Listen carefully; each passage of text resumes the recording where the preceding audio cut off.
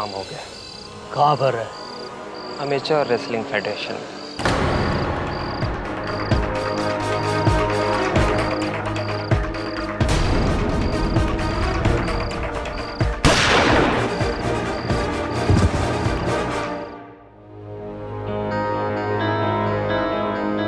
क्या हुआ?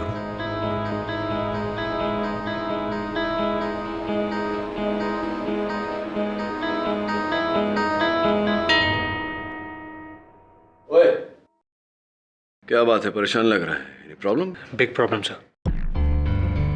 मेरा एक दोस्त है रमन स्वरूप, प्राइवेट डिटेक्टिव का काम करता है। कल रात से वो गायब है, उसका कुछ पता नहीं, उसका फोन भी बंद है। प्राइवेट डिटेक्टिव है? हो सकता है वरुण के समय किसी केस का डिटेक्शन कर रहा हो, नहीं चाहता कि कोई उसे फोन करे तो फोन ऑफ रखा हो। परेशानी की क्या बात है इसमें? सब परेशानी वाली बात है सर। आज सुबह ही उसकी बाइक एक सुनसान जगह से मिली है, लेकिन उसका कोई ट्रेस नहीं मिला है। उसके घर वाले भी बहुत परेशान है सर। तू जानता है कि वो किस केस पे काम कर रहा था? लास्ट टाइम जब वो मुझसे मिला था तो वो कह रहा था कि वो एमेच्योर रेसलिंग फेडरेशन के लिए कुछ काम कर रहा है। सर मैंने वहाँ भी फ़ोन किया, लेकिन वहाँ उसे कोई जानता ही नहीं। मुझे बहुत टेंशन हो रही है सर, कहीं किसी ने उसे...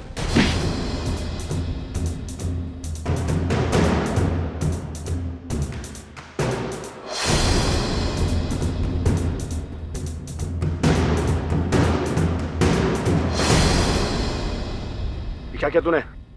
ये क्या किया तूने? तंगड़ी क्यों मारी? लेकिन पापा, मैंने इसे पटक तो दिया ना। बेईमानी करके तू खेल जीतना चाहता है? हाँ? चीटिंग करने वाला कभी अच्छा खिलाड़ी नहीं बनता। लेकिन पापा, जीतना भी तो इम्पोर्टेंट है ना। गलत। जीतना इम्पोर्टेंट नहीं है, खेल को खेल की तरह खेलना इम्पोर्टेंट है। तुम सबके बात समझ में आई? बहुत खूब, क्या बात कही आपने। तुम सब लोग खेलो, मैं आ रहा हूं।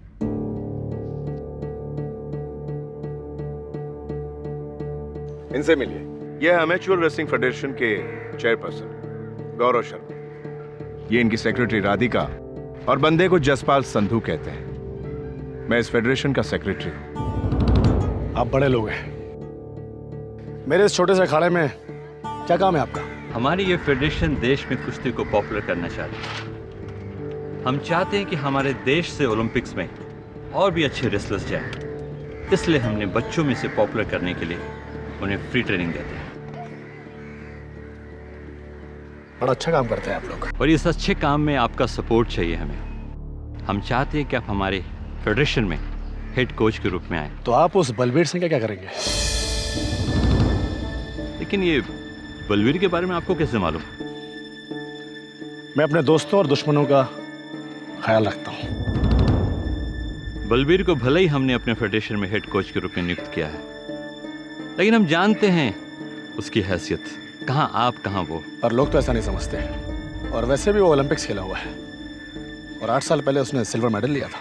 अगर ओलंपिक्स में आपके साथ उसने बेईमानी नहीं की होती और अगर आपने ओलंपिक्स में पार्ट लिया होता तो आज देश में सिल्वर मेडल नहीं गोल्ड मेडल आता था। इस दिन का इंतजार तो पिछले 8 साल से कर रहा हूं मैं।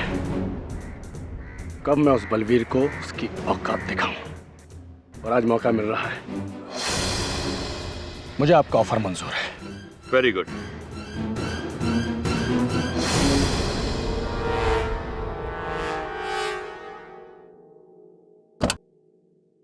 ये क्या सुन रहा हूं मैं?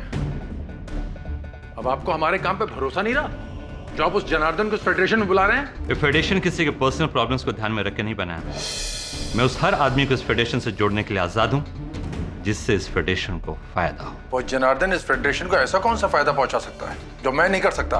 बेहतर होगा ये डिसीजंस आप मुझ पे छोड़ दें। वैसे भी फेडरेशन का काफी काम बढ़ रहा है और आप अकेले उसे संभाल नहीं पा रहे। ठीक है, मैं भी देखता हूं वो जनार्दन इस फेडरेशन में कितने दिन टिकता है।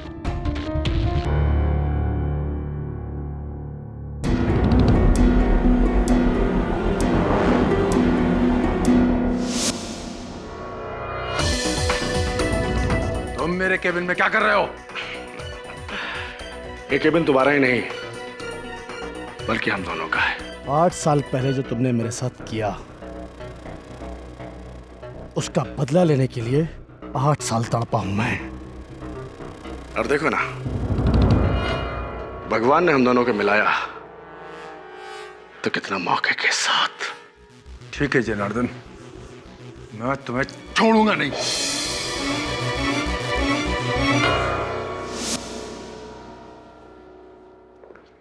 अरे वरुण, हाय सर। ये खबर पढ़ी तूने? तो बोल रहा था ना तेरा दोस्त रमन स्वरूप एमेच्योर रेसलिंग फेडरेशन से संबंधित किसी केस पर काम कर रहा था। जी। उसी फेडरेशन के किसी स्कैम की खबर छपी इसमें। कहीं इसी के कारण गायब तो नहीं हो तेरे दोस्त? एमेच्योर रेसलिंग फेडरेशन नाम की एक प्राइवेट संस्था एक समय के कुश्ती के मशहूर पहलवान जनार्दन सिंह के नाम पर स्कूल कॉलेज के बच्चों से लूट रही है लाखों रुपए। एक सूत्र से पता चला है कि जनार्दन सिंह की ट्रेनिंग के नाम पर यह संस्था अब तक स्कूल कॉलेजेस से करीब 250 करोड़ की रकम इकट्ठा कर चुकी है। और पहले भी इस संस्था ने Olympic silver medallist Balbir Singh के नाम पर करीब करोड़ों का बिजनेस कर चुकी है। ये सब क्या तमाशा है गौरव? अब मुझे इस न्यूज़पेपर से पता चलेगा कि स्कूल्स और कॉलेजेस में से तुमने जनार्दन के नाम पर 2.5 करोड़ रुपए ऐंठे और बलवीर के नाम पर तकरीबन 5 करोड़ रुपए का गबन किया। तुम बेकार में इतना क्यों हाइपर हो रहे हो जसपाल? तुम हमारे बिजनेस पार्टनर हो, इस फेडरेशन के सेक्रेटरी हो, तुम्हें तो मालूम होना चाहिए कि ये फिगर्स बढ़ा चढ़ाकर बताया गया है। मुझे बेवकूफ समझने की गलती मत करना गौरव। मैंने न्यूज़पेपर से सब कुछ पता कर लिया। जानते हो ना, मेरे विश्वसनीय सूत्र हर जगह काम करते हैं। एक बात याद रखना, तुमने जितना पैसा ऐंठा है उस फिगर का एक एक पाई का हिसाब है मेरे पास। मैं तुम्हें ये सारा माल अकेले नहीं हड़पने दूंगा। और तुम तो जानते ही हो कि अगर मैं खुद पे आ जाऊं तो क्या कर सकता हूं। सो बी वेयर।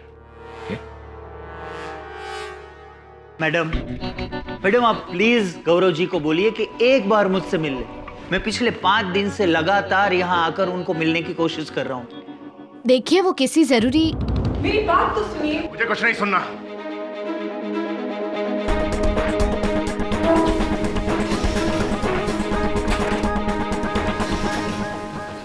इस आदमी की रग रग से वाकिफ हूं।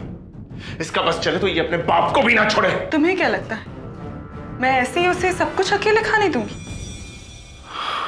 अपने प्यार पर इतना भी भरोसा नहीं है तुम्हें?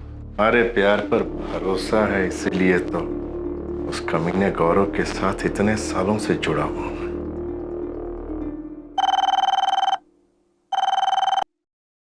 Amateur wrestling federation. जी जसपाल सर, ग्राउंड फ्लोर पर।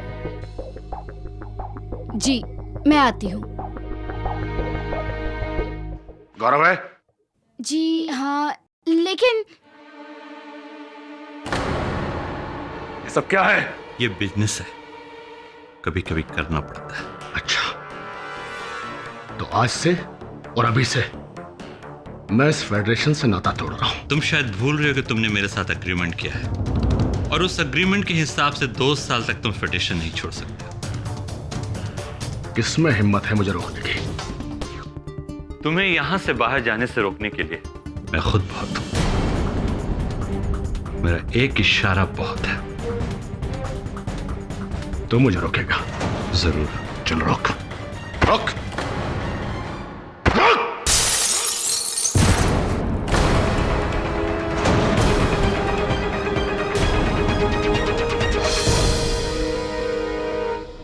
क्या करते हैं तुम्हारे पापा? क्या नाम है उनका और क्या गैर कानूनी किया है उन्होंने? मेरे पापा का नाम जनार्दन सिंह है। वो पहले रेसलर थे। रेसलर थे? और अभी अमेच्योर रेसलिंग फेडरेशन उन्होंने थोड़े दिन पहले ही ज्वाइन किया है। वो जनार्दन सिंह जो एमेच्योर रेसलिंग फेडरेशन के चेयरपर्सन गौरव शर्मा के कत्ल के इल्जाम में हिरासत में। जी हाँ, लेकिन सर मैं अपने पापा को अच्छी तरह से जानता हूँ। वो कोई गलत काम नहीं कर सकते और ना ही कोई गलत काम होते हुए देख सकते हैं। वो किसी का खून नहीं कर सकते। उन्हें फंसाया जा रहा है। प्लीज सर आप उन्हें बचा लीजिए, वरना मैं अनाथ हो जाऊंगा। योर ऑनर, ये बात है 5 जून की। अखबार में यह खबर आती है कि एमेच्योर रेसलिंग फेडरेशन ने रेसलिंग ट्रेनिंग की आड़ में स्कूल्स और कॉलेजेस से करीब 2.5 करोड़ रुपए ऐंठे। यह खबर पढ़ के जनार्दन सिंह बौखला जाते हैं और उसी बौखलाहट में गौरव शर्मा से लड़ने उनके कैबिन में पहुंचते हैं। दोनों के बीच में तुत्तू मैमे होती है और अपने गुस्से पर काबू न कर पाने की अपनी पुरानी आदत की वजह से जनार्दन सिंह गौरव शर्मा को 10वीं मंजिल की खिड़की से बाहर फेंक देते हैं और अंततः गौरव शर्मा की मृत्यु हो जाती है। नहीं, मैंने गौरव शर्मा को नहीं मारा। लेकिन आप ये मानते हैं कि आप गौरव शर्मा से नाराज थे और गुस्से में बौखलाते हुए गौरव शर्मा के केबिन में पहुंचे और उससे लड़ाई की? हाँ, ये सच है। उसने मुझसे कहा था कि मैं बच्चों की ट्रेनिंग की फीस नहीं लूंगा, इसीलिए मैं उस फेडरेशन का हिस्सा बना। लेकिन जब न्यूज़पेपर में सच्चाई का पता चला तो मुझे बहुत गुस्सा आया। मैं अपने आपे से बाहर हो गया और उससे मिलने चला गया। और इसी गुस्से में आपने गौरव शर्मा को उठाकर नीचे फेंक दिया। नहीं फेंका। कितनी बार कहूं मैं? अरे कितनी बार भी कहें, लेकिन सच्चाई झुटलाई नहीं जा सकती। आप भी ये अच्छी तरह से जानते हैं कि आपके गुस्से पे आपका नियंत्रण है नहीं।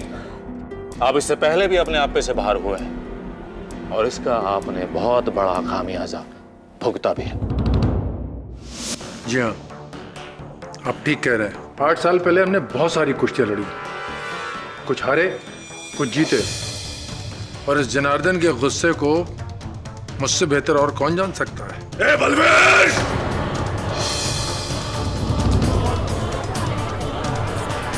पुरानी बातें मत कर। मैं आज भी वही जनार्दन हूं। तुझे एक हाथ से उठाकर पटक सकता हूं मैं। ओए, मैं चूड़ियां पाई हैं क्या? पुराना दिन भूल गया तू अपने? चुप! ऑर्डर ऑर्डर, कृपया अदालत की मर्यादा बनाए रखें। योर ऑनर, इनका क्रोध तो अभी भी साफ साफ दिखाई दे ही रहा है। खैर, बलवीर सिंह जी, आप किसी ऐसी खास घटना के बारे में हमें बता सकते हैं जब आपने इन महाशय के क्रोध का सामना किया? जी हाँ, ये बात है हमारे बीच हुए आखिरी मुकाबले की। ओलंपिक की सिलेक्शन फाइट थी। कुश्ती के दौरान मुझसे गलत दांव लग गया। इससे पहले कि रेफरी मुझे टोकता, इस जनार्दन को गुस्सा आ गया और गुस्से में आके इसने मेरे मुंह पर घूंसा मार दिया,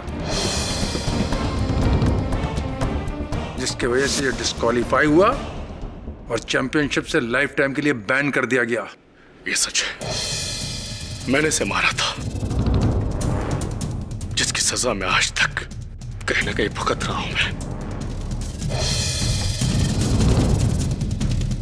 लेकिन इसने मेरे साथ बेईमानी की थी। जी हाँ, और इसी तरह गौरव शर्मा ने भी आपके साथ बेईमानी की थी और आपने गुस्से में आकर बौखला कर उसे उठा के नीचे फेंक दिया था। और वैसे आप जैसे पहलवान के लिए ये करना मुश्किल भी नहीं रहा होगा, नहीं? चुप कर वकील! मैंने कहा ना, मैंने उसे नहीं फेंका। Order order, silence please. बहरहाल बलबीर सिंह जी, ये बात तो हुई 8 साल पुरानी। क्या आप हमें हाल ही की यानी कि 5 जून को क्या हुआ इस बारे में कुछ बता पाएंगे? जी हाँ, न्यूज़पेपर में स्कूल कॉलेज से 2.5 करोड़ रुपए गंवाने की बात पर यह जनार्दन भड़क गया था। इस आदमी की हिम्मत कैसे हुई मेरे साथ बेईमानी करने की? उसने मुझसे कहा था मुझे फ्री ट्रेनिंग के लिए रखा गया है और खुद करोड़ों का घोटाला कर रहा है। मैं इसे नहीं छोड़ूंगा।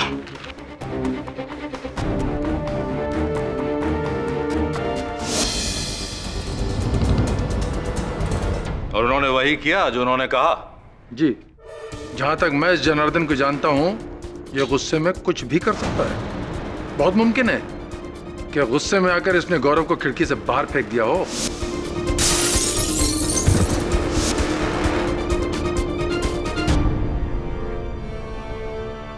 Balvir Singh ji, Olympic silver medallist, आप ही के कथन के अनुसार आपने जनार्दन जी को वहां कैबिन से बाहर जाते हुए देखा, क्रोध में आग बबूला, ये कहते हुए जा रहे थे कि वो गौरव शर्मा को नहीं छोड़ेंगे। जी, आपके मन में आशंका तो जागी होगी, कहीं सचमुच वो गौरव शर्मा को मारने थे? बिल्कुल। तो अपने इन्हें रोकने की, शांत करने का प्रयास नहीं किया, गौरव शर्मा को बचाने का प्रयास नहीं किया, आपने जाने दिया इन्हें? देखिए वकील साहब, मैं जनार्दन से कोई वास्ता नहीं रखना चाहता था, इसलिए मैंने उसे नहीं रोका। वही किया जो आपने 8 साल पहले किया।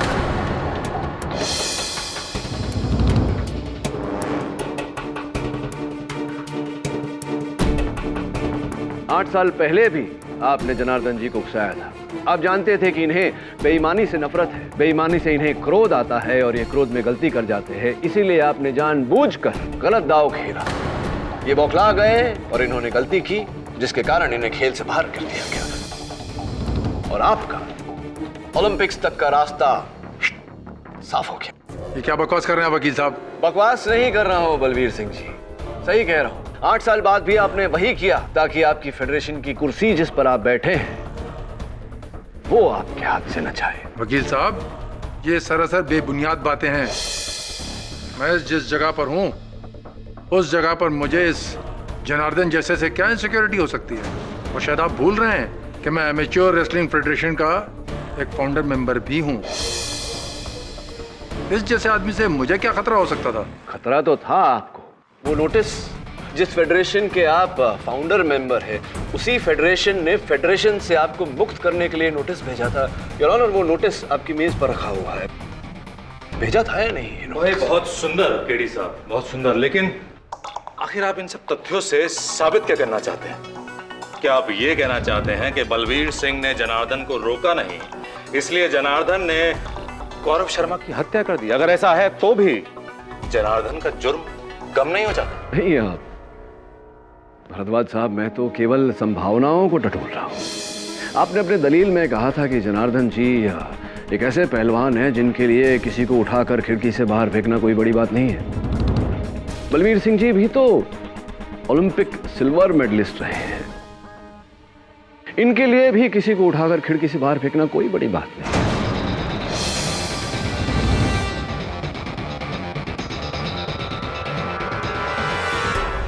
तो ये संभव है भरद्वाज साहब कि जनार्दन जी गौरव के साथ लड़कर वहां से निकल गए हों, जिसके पश्चात बलवीर सिंह जी वहां पहुंचे हो और इन्होंने ही गौरव को उठाकर खिड़की से बाहर फेंका हो। योर ऑनर, बलबीर सिंह को ये सब करने के लिए गौरव शर्मा के केबिन में उपस्थित होना अनिवार्य था। लेकिन जिस वक्त गौरव शर्मा को केबिन से बाहर फेंका गया, उस वक्त बलबीर सिंह उनके केबिन में नहीं था, बल्कि वो उस वक्त उसी बिल्डिंग के ग्राउंड फ्लोर पे अमेच्योर रेसलिंग फेडरेशन के सेक्रेटरी जसपाल संधू के साथ थे। जी, बलवीर मेरे साथ ही था। दरअसल वो मुझे यही बता रहा था कि जनार्दन बहुत गुस्से में था और वो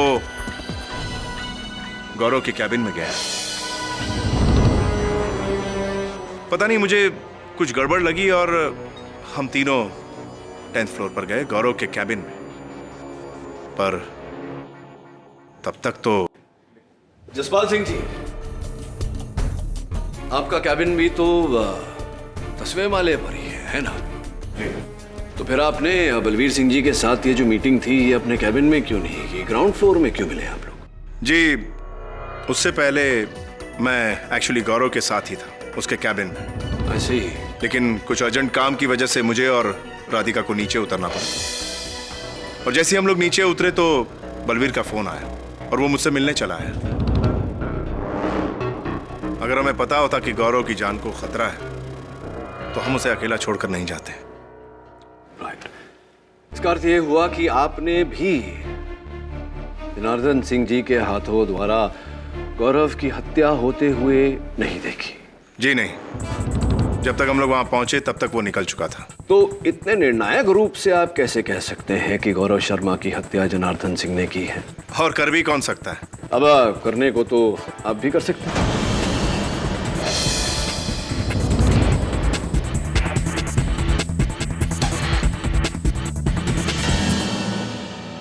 देखिए केडी साहब, गौरव की कैबिन में गौरव से मिलने अगर कोई आखिरी व्यक्ति गया था तो वो जनार्दन ही था।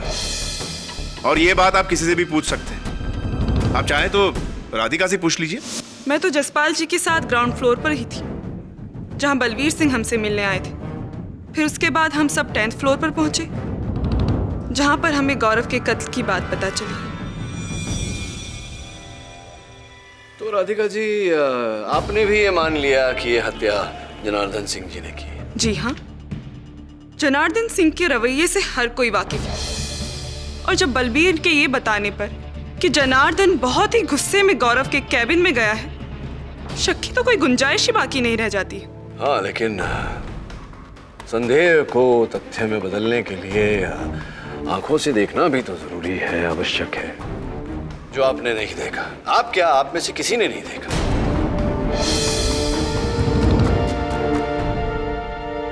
जी ये बताइए, 10वें माले पर क्या गौरव शर्मा और जनार्दन सिंह के अतिरिक्त और कोई था ही नहीं उस माले? जी नहीं, वहाँ पर हमारे ऑफिस की रिसेप्शनिस्ट हेलन भी थी।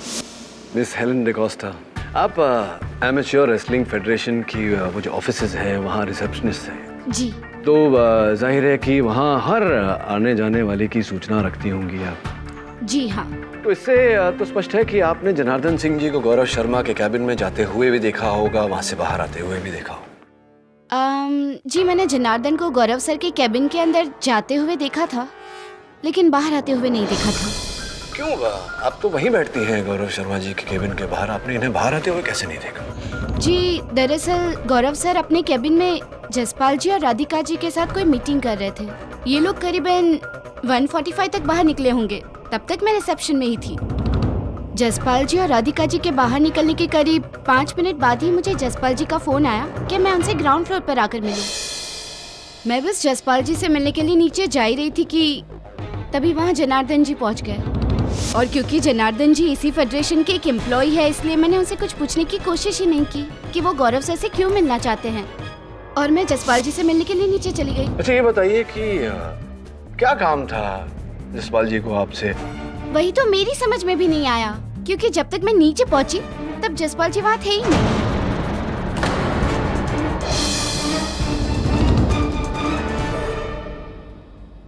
फिर मैं वापस ऊपर आ गई, लेकिन ऊपर आने के बाद मैंने देखा कि जसपाल जी, राधिका जी और बलवीर जी ये सब लोग 10th फ्लोर पे थे, और गौरव सर को किसी ने। फिर जब मैंने जसपाल जी से ये पूछा कि उन्होंने मुझे नीचे क्यों बुलाया था, तब उनका कहना था कि उन्होंने मुझे कोई फोन कॉल किया ही नहीं।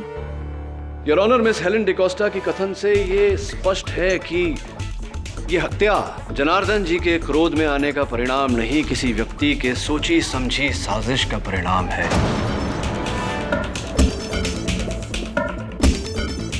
हत्यारा नहीं चाहता था कि जिस समय गौरव शर्मा की हत्या हो उस समय कोई 10वें माले पर उपस्थित हो, इसीलिए उसने झूठा फोन कॉल करके मिस डिकोस्टा को भी वहां से दूर कर दिया। मिस डिकोस्टा, इतना बड़ा दफ्तर है एमेच्योर रेसलिंग फेडरेशन का, तो जाहिर है कि वहाँ रोजाना कई लोग आते जाते होंगे। 10 माले पर ऐसा से पूरे दफ्तर में कोई नहीं था, गौरव शर्मा जी और जनार्दन जी के अतिरिक्त और कोई भी नहीं था। दरअसल हमारा ऑफिस इस बिल्डिंग के 3 फ्लोर पर है। 10th फ्लोर पर गौरव सर, जसपाल जी और राधिका जी रहते हैं। सारे पियोन और पेंट्री 9th फ्लोर पर है, और 8th फ्लोर पर हमारा एडमिनिस्ट्रेशन ऑफिस है, जहाँ पर जनार्दन जी और बलवीर जी की भी कैबिन है। कर्मचारियों के अतिरिक्त कोई मिलने वाले विजिटर्स इत्यादि, डिलीवरी बॉयज? लेकिन हाँ, एक विजिटर थे जो पिछले 5 दिन से लगातार ऑफिस में गौरव सर से मिलने के लिए आते थे, लेकिन गौरव सर के पास उनसे मिलने के लिए टाइम ही नहीं था। लेकिन वो भी मेरे रिसेप्शन छोड़ने से पहले चले गए थे वहाँ से जा चुके थे। क्या आज यहाँ अदालत में आए हैं? जरा बताइए देख के। ये थे लास्ट बेंच लेफ्ट साइड। वो भाई साहब जो वहाँ बैठे? जी। जरा खड़े हो जाइए।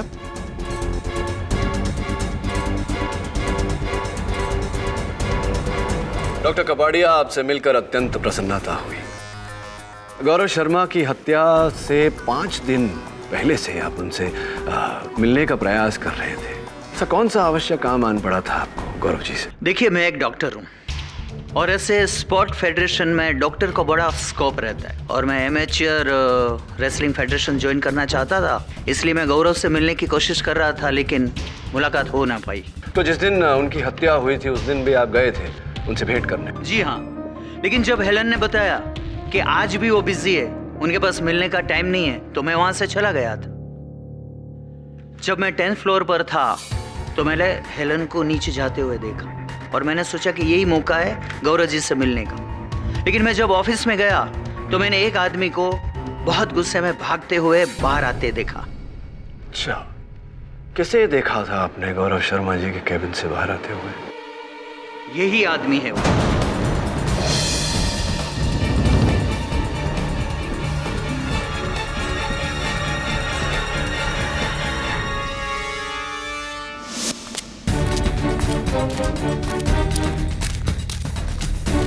और इसके निकलने के बाद मैं हिम्मत करके जब ऑफिस में गया तो मैंने देखा सब अस्त व्यस्त पड़ा हुआ था। ऑफिस की खिड़की का कांच टूटा हुआ था। सर मैं बहुत डर गया था और उससे पहले कि वहां कोई और आ जाए मैं वहां से चला गया। योर ऑनर, इस केस को एक चश्मदीद गवाह की अत्यंत आवश्यकता थी और वो कमी पूरी हो गई। और योर ऑनर, ये चश्मदीद गवाह है एक स्पाई कैम।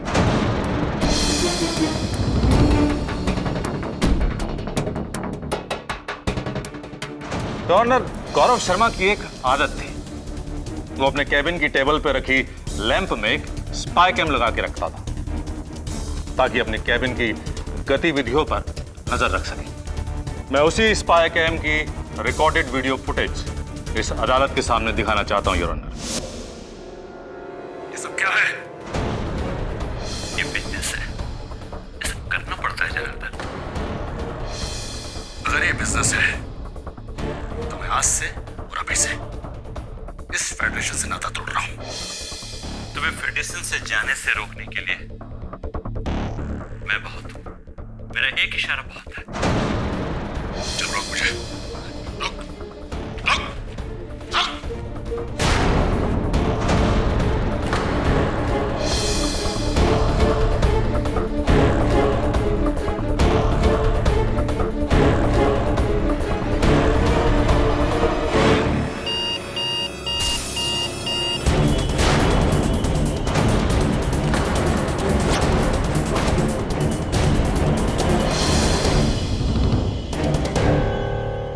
योर ऑनर, इस वीडियो फुटेज से ये साफ हो जाता है कि जनार्दन सिंह ने गौरव शर्मा से लड़ाई की। दरअसल गौरव शर्मा ने एक लीगल कॉन्ट्रैक्ट के तहत जनार्दन सिंह को रोकने की कोशिश की थी और इसी गुस्से में जनार्दन सिंह ने गौरव शर्मा को उठा के नीचे फेंक दिया।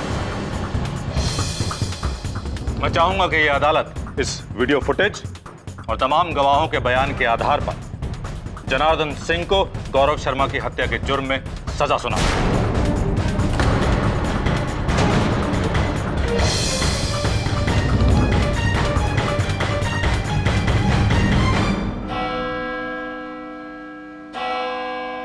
यह अदालत इस केस पर अगली सुनवाई में अपना फैसला देगी। तब तक के लिए यह अदालत बर्खास्त की जाती है।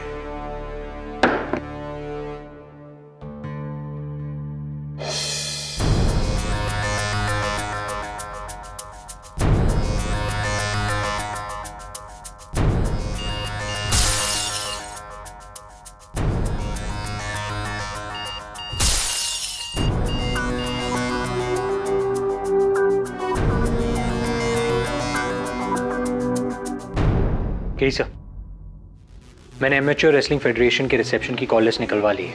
1:45 से 2 बजे के बीच सिर्फ एक कॉल आई थी। यही है वो नंबर। गौरव शर्मा के ऑफिस जाना पड़ेगा।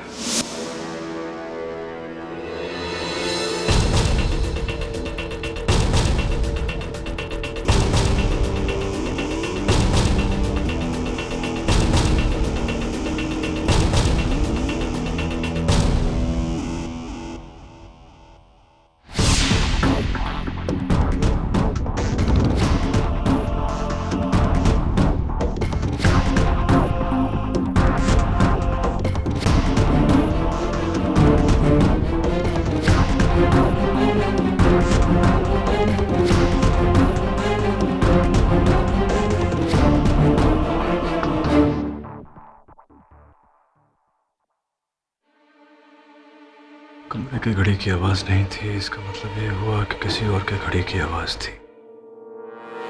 और कौन था इस कमरे में? केडी सर, ये रजिस्टर देखिए, कुछ अजीब नहीं है। डॉक्टर रघुनंदन 5 दिन से यहाँ आ रहा था, लेकिन उसने अपने एड्रेस की जगह बैंगलोर के दिशा हॉस्पिटल का एड्रेस लिखा है। आखिर एक डॉक्टर बैंगलोर से यहाँ काम ढूंढने क्यों आएगा? गुड क्वेश्चन वरुण, तेरे इस प्रश्न का उत्तर तो बैंगलोर जाकर ही मिलेगा। जा जरा दिशा हॉस्पिटल जाकर कर्मचारियों से बात कर, डॉक्टर रघुनंदन कपाड़िया का इतिहास निकाल। Right sir. हेलो। या व्हाट? लेकिन कब? क्या हुआ? सब मेरा दोस्त रमन स्वरूप जिसके बारे में मैंने आपको बताया था, सब पुलिस को उसकी लाश एक नाले के पास से मिली है। किसी ने गोली मारकर उसकी हत्या कर दी है। तो उसकी लाश तो पहचानी भी नहीं जा रही थी। वो तो लकीली उसके पर्स में उसका आइडेंटिटी कार्ड था sir. Sorry Varun, sorry to hear about that. तूने बताया था तेरा दोस्त एमेच्योर रेसलिंग फेडरेशन के लिए कोई काम कर रहा था। क्या चल रहा है इस फेडरेशन में? और मुझे लगता है ये दोनों हत्याएं कहीं ना कहीं जुड़ी हुई हैं। बेंगलुरु जाने से पहले तो पुलिस स्टेशन जा और तेरे दोस्त की हत्या की सारी डिटेल्स निकलवा। I am sure there is a connection somewhere. Varun, dead body को पहचान पाना लगभग इम्पॉसिबल है, लेकिन उसके पास से मिले सामान से हम ये आइडिया लगा रहे हैं कि बॉडी रमन स्वरूप की है।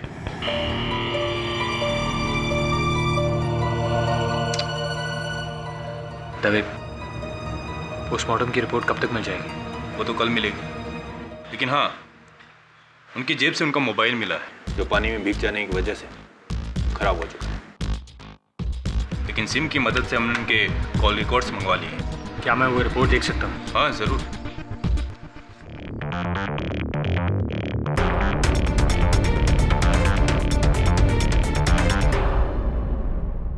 एक्सक्यूज मी, मुझे डॉक्टर रघुनंदन के बारे में कुछ इन्फॉर्मेशन चाहिए।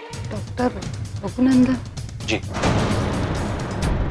क्या बात है बलवीर सिंह जी, क्या नायाब रास्ता ढूंढा आपने एक बार फिर से जनार्दन जी को अपने रास्ते से हटाने का। पहली बार तो आपने इन्हें खेल से बाहर किया था, इस बार तो सीधे जेल भिजवा दिया। ये आप क्या कह रहे हैं वकील साहब?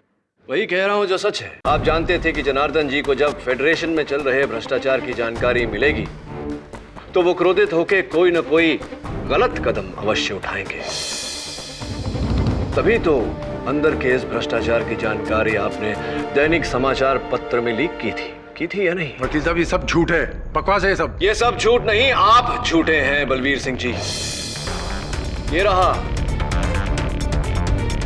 दैनिक समाचार पत्र के एडिटर का बयान, जिसमें स्पष्ट रूप से लिखा है योर ऑनर कि फेडरेशन के अंदर की जानकारी लीक करने वाले बलवीर सिंह जी ही हैं या नहीं बलवीर सिंह जी? ठीक है वकील साहब, मैं मानता हूं कि वो खबर मैंने ही न्यूज़पेपर में छपवाई थी। मुझे मालूम था कि ये खबर पढ़ते ही ये गुस्से से पागल हो जाएगा, अपने गुस्से को कंट्रोल नहीं कर पाएगा और गौरव से जाके झगड़ा करेगा और फेडरेशन खुद छोड़ देगा। लेकिन मुझे ये नहीं मालूम था कि ये सनकी जनार्दन उस गौरव का खून कर देगा।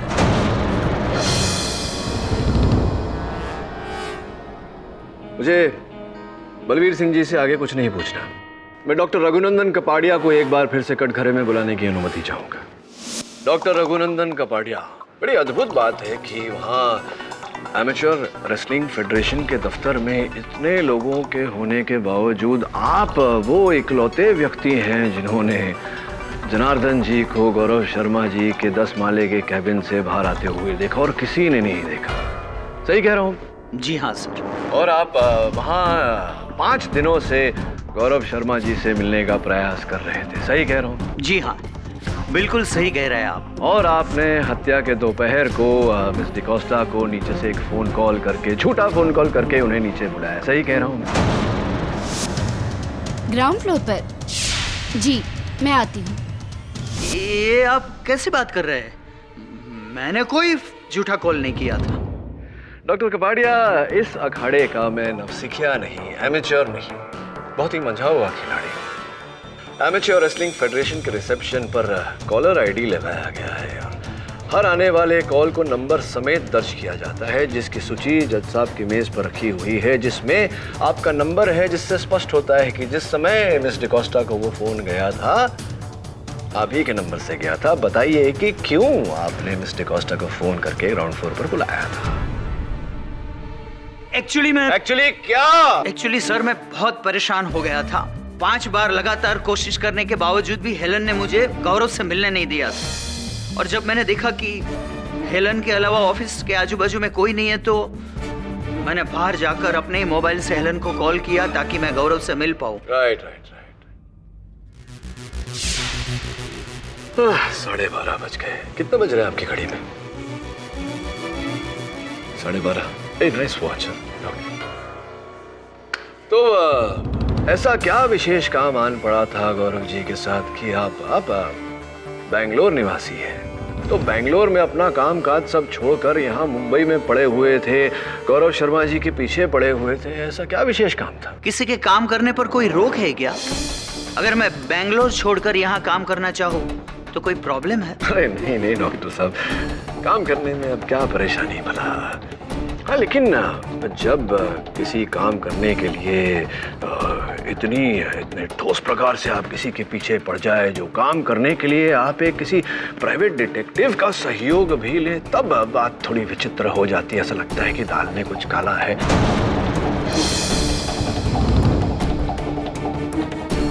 ये सब बकवास है सर। देखिए अब मैं नहीं जानता ये सब बकवास है या नहीं।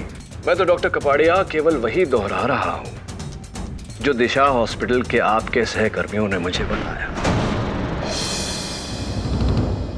रमन स्वरूप, इस नाम के किसी व्यक्ति को जानते हैं? रमन स्वरूप, ये देखिए। जी मैं इसे नहीं जानता। Must be joking doctor Kapadia. ये वही प्राइवेट डिटेक्टिव है जिसका सहयोग आपने लिया था इस काम के लिए। पता नहीं क्या काम आन पड़ा था आपको, और आपका इनके साथ फोन पर फोन कॉल्स का आदान प्रदान चलता रहता था। और मुंबई में भी आप जब आए मुंबई, उसके 2 महीना पहले से ये आपके केस पर काम कर रहे थे। ये सब बेकार की बात है और मैं इस आदमी को जानता तक नहीं। गौरव शर्मा को तो जानते थे या नहीं जानते? जी नहीं। गौरव शर्मा को भी नहीं जानते। डॉक्टर कपाड़िया, अब भी आप अगर सच ना बोलना चाहें तो एक बार जसपाल सिंह जी को बुलाकर प्रयास करते हैं, शायद वो सच बोल दें। जसपाल जी, आप रमन स्वरूप को तो नहीं जानते होंगे? मैं इस आदमी से पहले कभी नहीं मिला। हाँ लेकिन डॉक्टर कपाड़िया को तो आप जानते हैं या जानते थे? जी नहीं। कि ये तस्वीर तो कुछ और ही कह रही है। ये 8 साल पहले की मेडिकल प्रैक्टिशनर्स कॉन्फ्रेंस, ये देखिए आप हैं, आप ही हैं। जी जी हाँ। ये गौरव शर्मा जी हैं। बिल्कुल। और ये बिल्कुल लग के खड़े हुए ये डॉक्टर कपाड़िया हैं, देखिए। तभी आप कह रहे हैं कि आप नहीं जानते उन्हें। अब देखिए केडी साहब, मैं और गौरव पिछले 15 सालों से साथ साथ थे, और इन 15 सालों के दरमियान हम ऐसे कई एसोसिएशंस और फेडरेशंस के साथ में जुड़े हुए हैं, तो अब सबको तो नहीं पहचान सकते ना। आपको तो डॉक्टर कपाड़िया याद नहीं आए? क्या आपको लगता है कि इस तस्वीर को देखने के बाद डॉक्टर कपाड़िया की स्मरण शक्ति जागेगी, वो पहचान पाएंगे सबको? जी नहीं।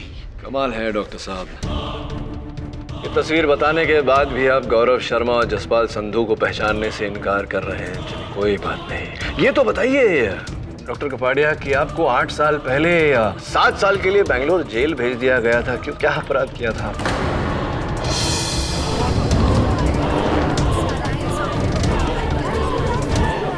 डॉक्टर कपाड़िया कि आपको 8 साल पहले 7 साल के लिए बेंगलोर जेल भेज दिया गया था, क्यों, क्या अपराध किया था?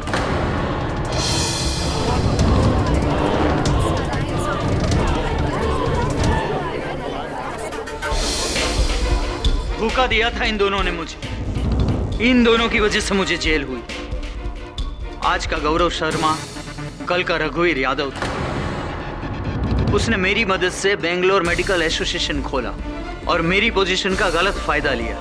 कुछ दिनों में करोड़ों का गफला करके वो भाग गया और मैं फंस गया, मुझे जेल हो गई। फिर जेल से रिहा होने के बाद में आपने रमन स्वरूप की मदद लेकर गौरव शर्मा उर्फ रघुवीर शर्मा को ढूंढ निकाला। मैंने पहले भी कहा है कि मैं किसी रमन स्वरूप को नहीं जानता हूँ। डॉक्टर कपाड़िया, अगर आप रमन स्वरूप को जानते ही नहीं तो फिर आपने उनकी हत्या क्यों की? 1:50 हो गया है, बोलिए ना, आपने रमन स्वरूप की हत्या क्यों की जब आप जानते ही नहीं थे उसको? मैंने किसी की हत्या नहीं की। योर ऑनर, रमन स्वरूप के पोस्टमार्टम रिपोर्ट के अनुसार उन्हें 1 जून की रात को .22 कैलिबर रिवॉल्वर से गोली मारी गई थी और फिर उनके शरीर को नाले में फेंका गया था। बैलिस्टिक्स के अनुसार वो .22 calibre revolver doctor Raghunandan Kapadia की है। वो रिवॉल्वर इनके नाम पर रजिस्टर्ड है और पुलिस ने वो रिवॉल्वर इनके होटल के कमरे से बरामद की है। डॉक्टर रघुनंदन कपाड़िया, क्या आप अब भी यही कहेंगे कि आपने रमन स्वरूप की हत्या नहीं की? ये मुझे फंसाने की साजिश हो रही है। मैंने किसी का खून नहीं किया है। रमन स्वरूप को ना मैं जानता था, ना मैंने रमन स्वरूप का खून किया है। गौरव शर्मा को तो आप जानते थे, क्या आपने उसकी हत्या की है? ये क्या बकवास है? मैंने पहले भी अपने बयान में बताया कि मैं जब 10th फ्लोर पर पहुंचा था तभी मैंने जनार्दन को बाहर आते हुए देखा था। हाँ, ये तो बताया, लेकिन आप ये बताना भूल गए कि जनार्दन जी के वहां से जाने के बाद आप गौरव शर्मा के कैबिन में गए। गौरव शर्मा टेबल पर चोट लगने के कारण जमीन पर बेहोश पड़े हुए थे। आपने उन्हें उठाया और 10 माले की खिड़की से नीचे फेंका या नहीं? ये झूठ है, बिल्कुल बेबुनियाद है। मैंने किसी का खून नहीं किया है। 155 डॉक्टर कपाड़िया, 1:55। योर ऑनर, अगर डॉक्टर कपाड़िया अब भी सच कबूल करने को तैयार नहीं है तो मैं एक बार फिर अदालत में वही स्पाई कैम फुटेज चलाना चाहूंगा जो पहली बार प्रोसिक्यूशन ने बतौर चश्मदीद गवाह के पेश की थी। ये सब क्या है? ये बिजनेस है, ये सब करना पड़ता है जनार्दन। अगर ये बिजनेस है तो मैं आज से और अभी से इस फेडरेशन से नाता तोड़ रहा हूँ। तुम्हें फेडरेशन से जाने से रोकने के लिए मेरा एक इशारा बहुत है।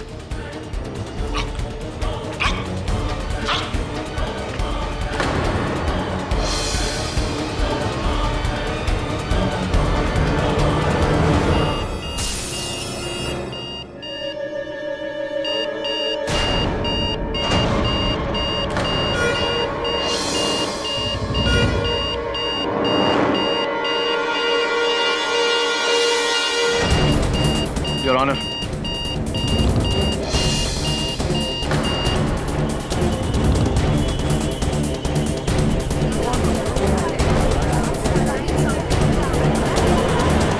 हाँ डॉक्टर कपाड़िया, अब करेंगे एक बाले जुर्म या कुछ और सबूत पेश करूं?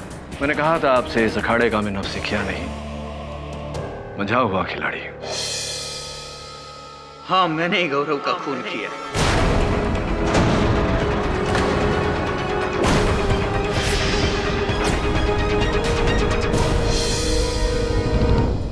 उसकी वजह से 7 साल मैंने जेल में बिताए और इस शर्मिंदगी की वजह से मेरी बीवी ने आत्महत्या करी और इसका कारण सिर्फ और सिर्फ गौरव ही था। गौरव। मैं 1 साल पहले जेल से छूटा और तब से गौरव की तलाश शुरू कर दी मैंने। दिशा हॉस्पिटल ने मुझे कैजुअल सा जॉब दिया था, लेकिन मेरा मकसद अब प्रैक्टिस करना नहीं रहा था, मुझे गौरव को खत्म करना था।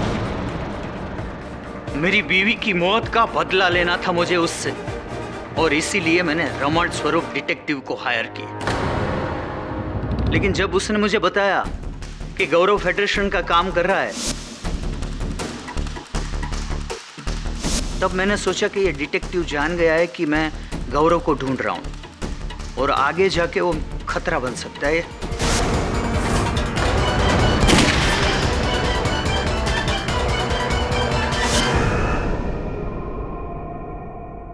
मैं मौका ढूंढ रहा था गौरव को मारने का, और उस दिन जनार्दन ने मुझे वो मौका दे दिया।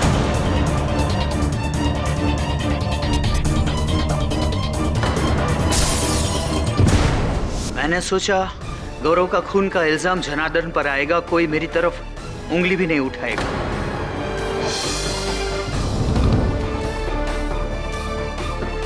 लेकिन ठीक है, मुझे अपने गुनाह का कोई अफसोस नहीं है। अब जिंदगी में बचा ही क्या है कि मैं कोई सजा से डरूं। The defense rests, Your Honor. तमाम सबूतों, गवाहों और डॉक्टर रघुनंदन कपाड़िया के बयान के आधार पर यह अदालत जनार्दन सिंह को बाइज्जत बरी करती है और डॉक्टर रघुनंदन पर रमन स्वरूप और गौरव शर्मा के कत्ल के जुर्म में केस चलाने का हुक्म सुनाती है। The case is closed.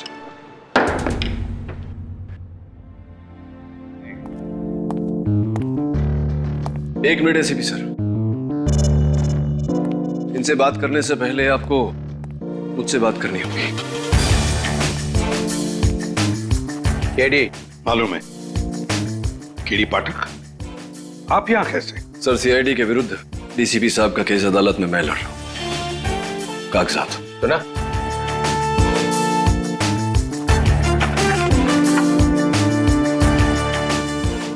आप घबराइए मत डीसीपी साहब, मैं जानता हूं आप निर्दोष हैं और अदालत में मैं ये बात साबित भी कर दूंगा। हमेशा की तरह जीत सच्चाई की होगी।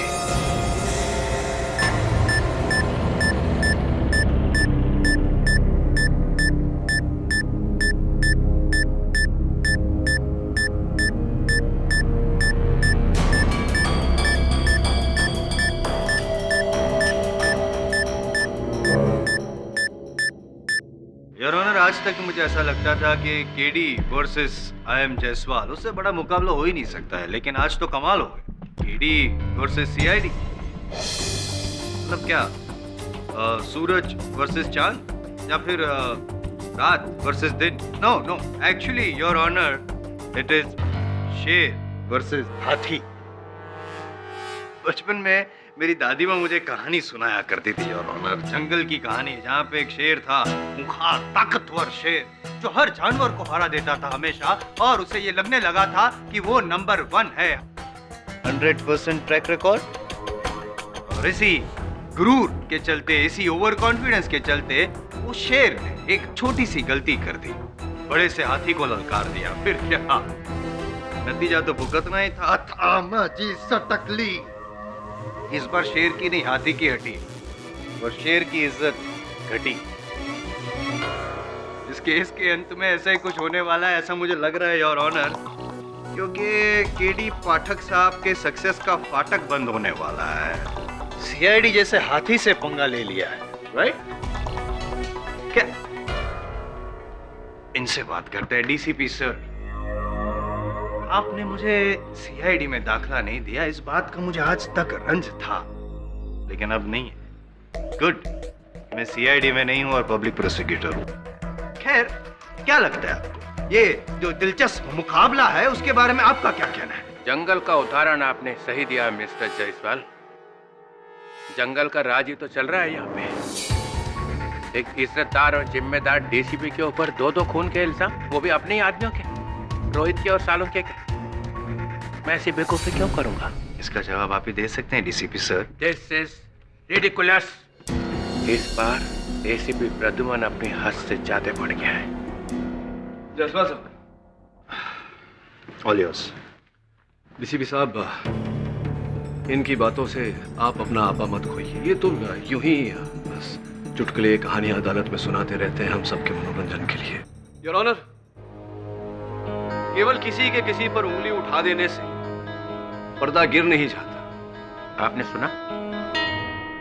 मुझे पूरा विश्वास है डीसीपी साहब कि अंत में आप निर्दोष साबित होंगे। और रियली अभिजीत सर, 15 साल की आपकी गुडविल 15 मिनट से कम समय में पानी फेरना चाहते हैं पाठक साहब। आपकी इन्वेस्टिगेशन पे उंगली उठा रहे हैं। आपको नहीं लगता है आपको वहां से उठ के यहाँ आना चाहिए, इस सवाल का जवाब देना चाहिए, है ना?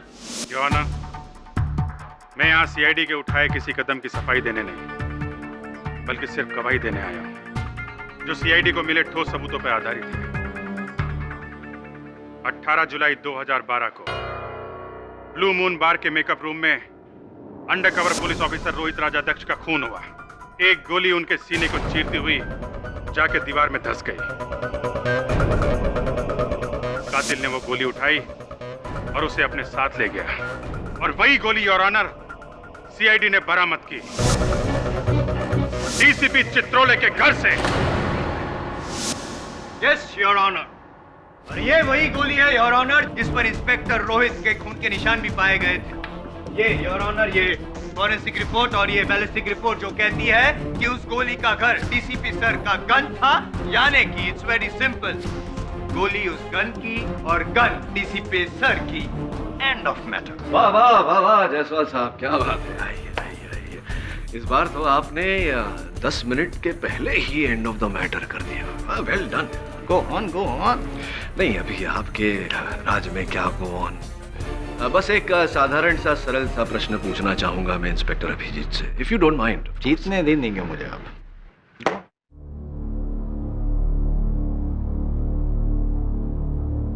डीसीपी चित्रोले ने अपने सर्विस रिवॉल्वर से गोली चलाई जो ऑफिसर रोहित राजाध्यक्ष के सीने को चीरती हुई जाकर दीवार में धंस गई।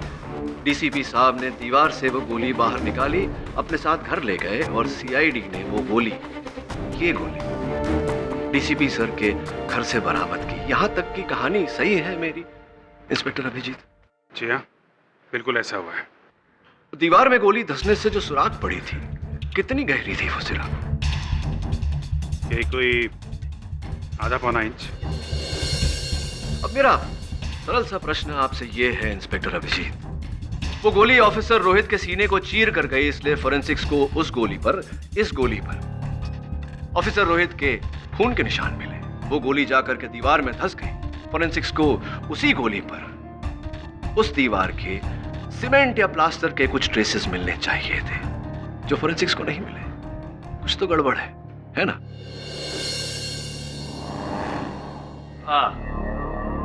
It's okay. ये अटपटे सवाल करना इनकी फितरत है, लेकिन चटपटे जवाब देना मेरा हुनर है। I take it from here. हो सकता है कि डीसीपी साहब ने वो निशान पोंछ दिए हो, साफ कर दिए हो। राइट। तो अगर डीसीपी साहब ने वो गोली पोंछ दी हो, तो उस पर से रोहित के खून के निशान भी साफ हो जाते।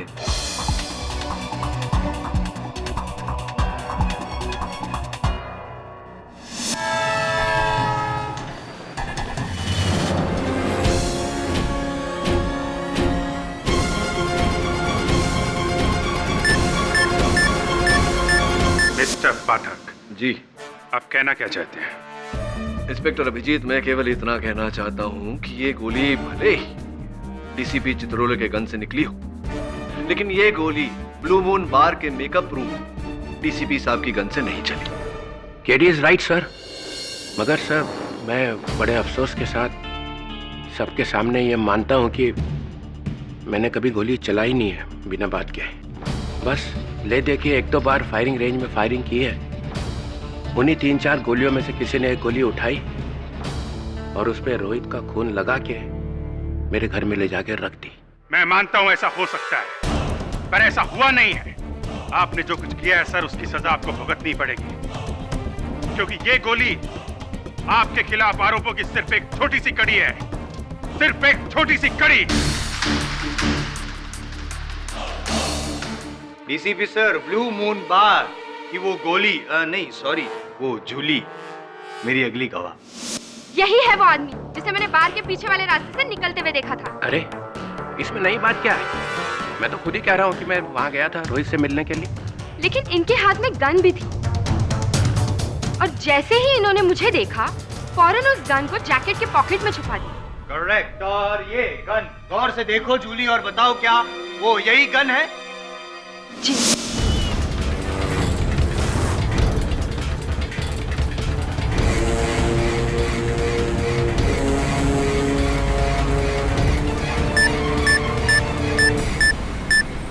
ये वही गन है सर, आप ही की गन। वाह, मेरे खिलाफ झूठे गवाहों की लाइन लगा के रख दी है तुमने जायसवाल साहब। अद्भुत जूली जी, अद्भुत। मतलब आपके बार में किसी की हत्या होती है, आप डीसीपी साहब के हाथ में गन देखती हैं, आप इन्हें वहां से जाते हुए देखती हैं, लेकिन ना आप पुलिस से कुछ कहती हैं ना सीआईडी से कुछ कहती हैं, और इतना समय बीत जाने के बाद अचानक इस बात का खुलासा आप अदालत में करती हैं। देर से ही सही, लेकिन अब मैं बोल तो रही हूँ ना। हाँ, बोल तो रही हैं। सोच लीजिए जरा, और भी कुछ होगा बोलने के लिए। हो सकता है आपने डीसीपी साहब को रोहित पर गोली चलाते हुए भी देखा हो। याद कर लीजिए, या बाद में याद आएगा किसी के कहने पर। अभिजीत सर इनडायरेक्टली आपको बोल रहे हैं, मतलब इनके कहने का मतलब ये है कि आपने ये झूठा गवाह यहाँ पे खड़ा किया है। What is this? रेओ जायसवाल साहब, ये चुगली तो औरतें करती है, आपको शोभा नहीं देता। योर ऑनर, मैं अपनी गन उस मीटिंग में लेके जरूर गया था, मगर ना तो मैंने वो गन बाहर निकाली और ना ही उसका इस्तेमाल किया। झूठ बोल रहे हैं, झूठ बोल रहे हैं डीसीपी सर। आपने वो गन निकाली भी, उसका इस्तेमाल भी किया, क्योंकि आप रोहित को मारने के इरादे से ही वहां पे बार में गए थे, और इस बात को साबित करेगा मेरा अगला गवाह छोटू चाय वाला, योर ऑनर। अरे चाय वाला, इस चाय वाला बार वाला किसी को छोड़ा है क्या? नहीं, आपको भी नहीं छोड़ूंगा मैं सर। साहब, मैं डीसीपी साहब का बहुत पुराना खबरी रहा हूँ। उस दिन इन्होंने मुझे बुलाकर कहा कि मुझे इंस्पेक्टर रोहित से फोन पे बात करना है, और ये कहना है उससे कि डीसीपी साहब को, यानी कि इनको जान से कोई मारना चाहता है, ताकि रोहित घबरा कर अपने अंडर कवर से बाहर निकले और जाके डीसीपी साहब से मिले और डीसीपी साहब उसको मार सके।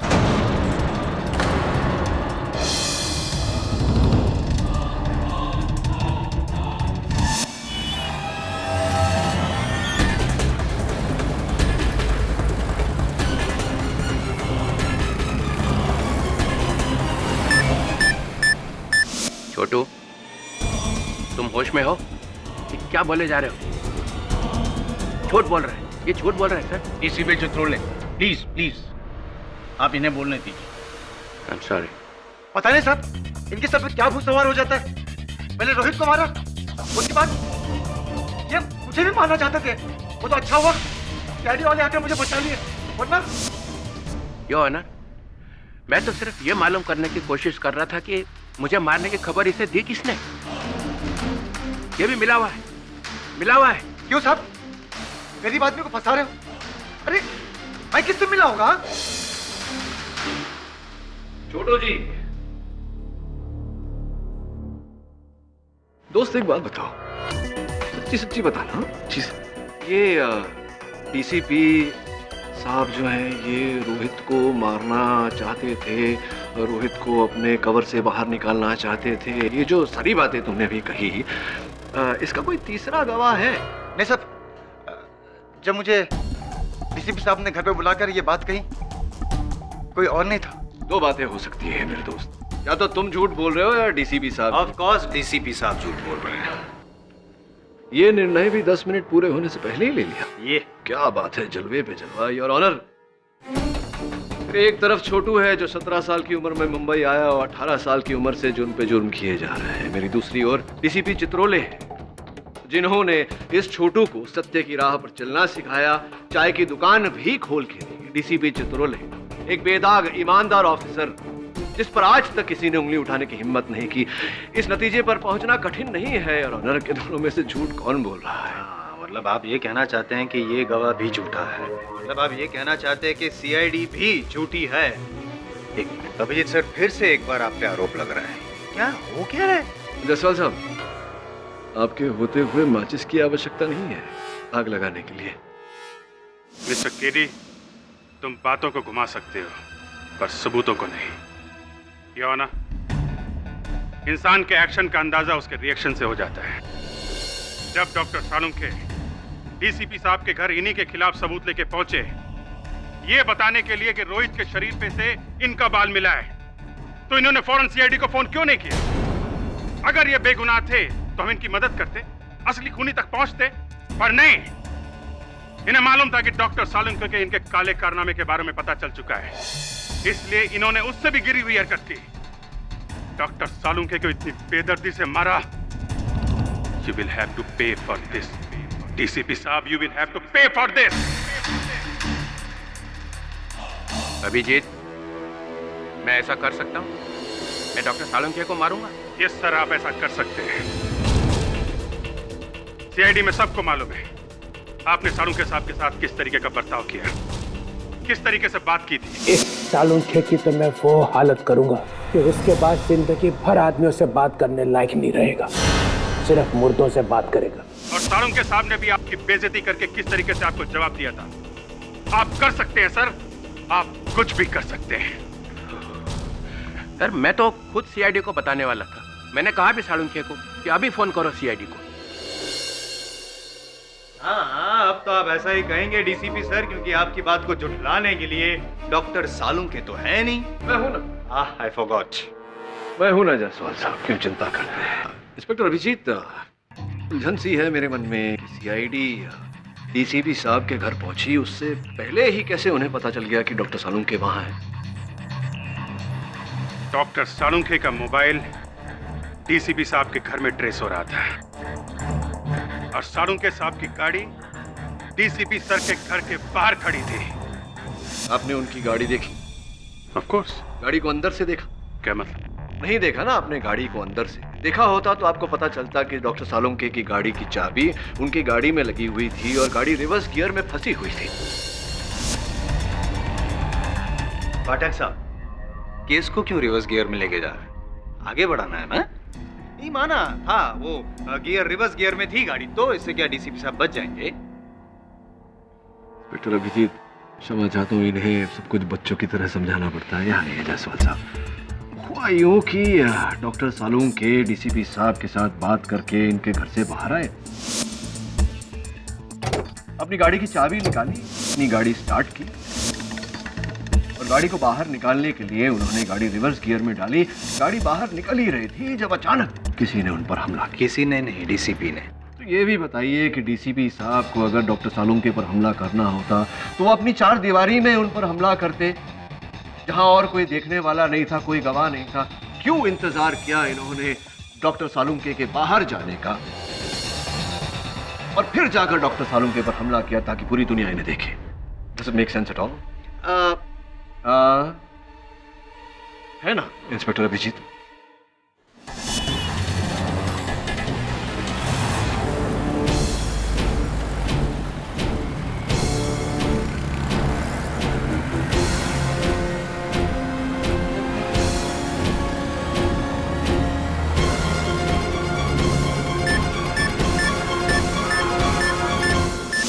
देखो कैदी, सिर्फ ये कह देने से कि गाड़ी के अंदर चाबी लगी हुई थी, गियर रिवर्स में था, कोई 100% नहीं कह सकता कि डॉक्टर सालूम के घर के बाहर निकले थे। अक्सर लोग अपनी गाड़ी खड़ी करने के लिए गियर लगा देते हैं। अक्सर लोग गाड़ी के अंदर चाबी भूल जाया करते हैं। करेक्ट। आप तो हमारे सीनियर से भी ज्यादा सेंसिबल निकले। Correct. Oh, that reminds me, मेरे साथ भी ऐसा बहुत, मेरी गाड़ी की चाबी है, मैं भूला नहीं हूँ, गाड़ी की चाबी है। गाड़ी की चाबी है, लेकिन आपकी गाड़ी रिवर्स गियर में है जायसवाल साहब। योर ऑनर, मुद्दा यहाँ ये है कि डीसीपी साहब ने डॉक्टर सलूमके की हत्या की इनके विरुद्ध पाए गए सबूतों को मिटाने के लिए। मेरा प्रश्न ये है कि जब इन्होंने ऑफिसर रोहित की हत्या की ही नहीं तो फिर कैसे सब ऑफिसर रोहित को इन्होंने स्वयं नियुक्त किया था इस ऑपरेशन पर? Right sir? प्रिसाइसली रोहित मेरा एजेंट था और वो मेरे लिए एक बहुत बड़े ड्रग माफिया गैंग का पर्दाफाश करने ही वाला था, तो उसे मारकर मैं अपने ही ऑपरेशन का सत्यानाश क्यों करूं? यही सवाल सीआईडी के जहन में चल रहा है सर, लेकिन इसका जवाब बहुत जल्द आपको मिल जाएगा। क्या आपने अपने ही वफादार की जान क्यों ली? उठ, कुछ सवाल इस नमक हलाल के लिए भी बचा के रखिए जज साहब।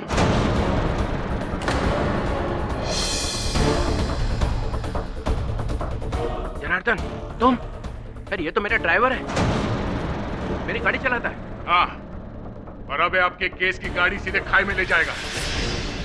कौन नहीं तो यहीं पे। इंस्पेक्टर दया, प्लीज आप शांत हो जाइए। माफी चाहता हूं मिलान, मगर शांत कैसे हूं? कैसे शांत हूं मैं? डॉक्टर सालूम के हमारे परिवार का हिस्सा थे, हम में से एक मारा गया और जिस तरह बेरहमी से उन्हें मारा गया, सर कुचल गए। अगर इस अदालत में आज इंसाफ नहीं हुआ तो मैं इसे तो दया।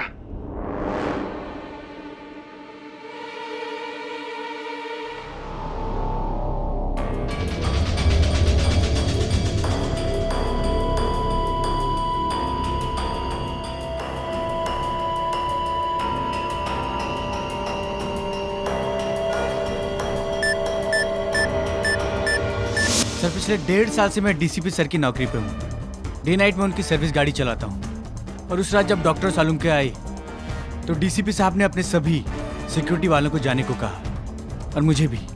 फिर अचानक से 2 घंटे के बाद उन्होंने मुझे फ़ोन करके वापस बुलाया और मुझसे कहा कि तुम्हें मेरा एक काम करना है, एक बड़ा एयरबैग, एक रस्सी और एक खोदने का फावड़ा लाना है, एक लाश को दफनाना है। और फिर मैं वहां से सामान लेने गया। मेरी हिम्मत नहीं हुई, मैं इनको ना बोलने के लिए वापस लौटा तो मैंने बाहर ही देखा कि सीआईडी वालों की गाड़ियां खड़ी थी। मुझे समझ में आ गया कि कुछ बड़ा लफड़ा है। सच कहूं तो मैं डर गया था, इसलिए मैं भाग गया वहां से।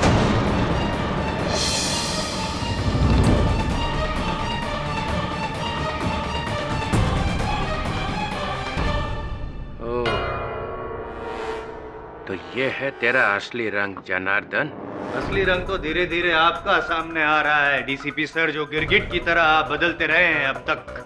नहीं, वो बारगल जूली वो भी गलत, छोटू चाय वाला, ये ड्राइवर जनार्दन, सब गलत, सिर्फ आप ही सच, क्योंकि आप तो सच्चाई के पुतले हैं, सत्यवादी हैं। जायसवाल, एक बार मैं इस केस में से छूट जाऊं, फिर मिलना तो मुझे बाहर। मैं छूटने दूंगा तब देखेंगे ना आप, और तब मिलेंगे ना। याद रखिए, फिलहाल कटघरे की उस तरफ आप है और वहीं से सीधे जाएंगे आप फांसी के तख्ते तक, और वहां मैं आपको मिलने आऊंगा बाय बाय कहने। The case is over.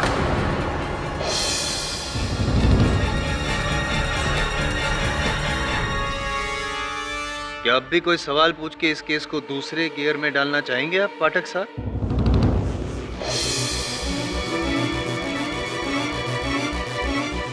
Mister Janardan, आप विटनेस बॉक्स से उतर सकते हैं।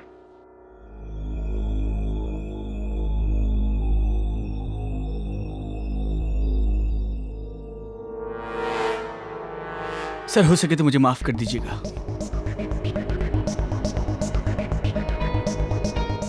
मैं जानता हूं सर कि आपने मेरे लिए बहुत कुछ किया है, लेकिन सर आपके इस पाप में मैं भागीदार नहीं बन सकता, वरना मैं अपने आप से, अपने बच्चों से कभी जिंदगी में आंखें नहीं मिला पाऊंगा।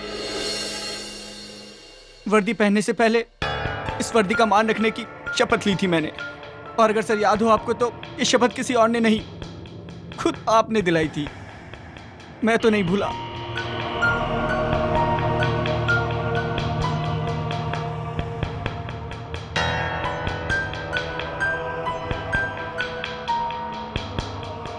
सर आप कैसे भूल गए? आप कैसे भूल गए सर? आप कैसे भूल गए?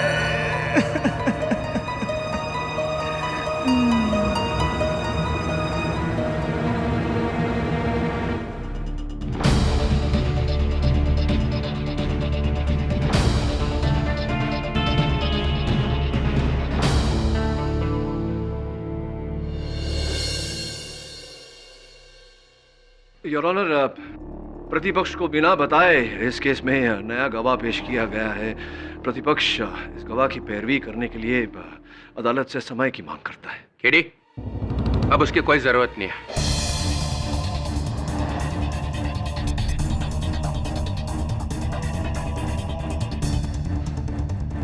साहब, ये क्या कह रहे हैं आप? हाँ केडी, जो सच है वही कह रहा हूं। सर, मैं अपना जुर्म कबूल करता हूं।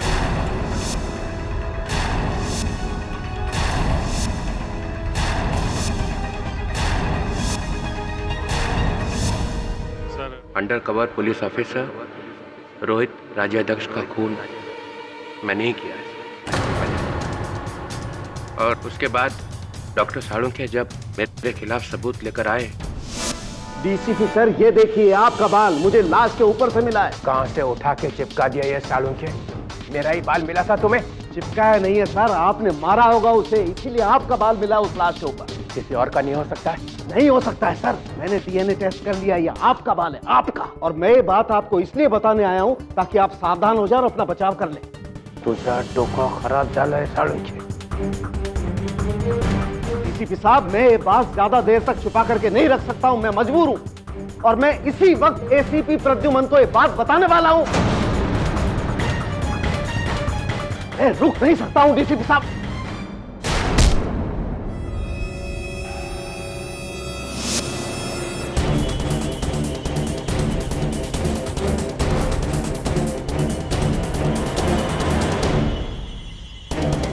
डीसीपी सर, क्या ये आप बता सकते हैं कि क्यों आपने ये खून किया?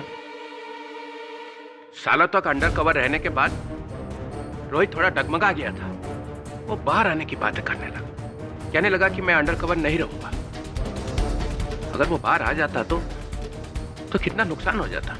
सबको पता चल जाता कि हम क्या कर रहे हैं, हम एक्सपोज हो जाते और देश का नुकसान हो जाता। बहुत समझाया उसे, माने ही नहीं। तो क्या करता फिर? मारना पड़ा। मैं एक खूनी हूं, और इसके लिए आप जो सजा सुनाना चाहेगा सुना दी।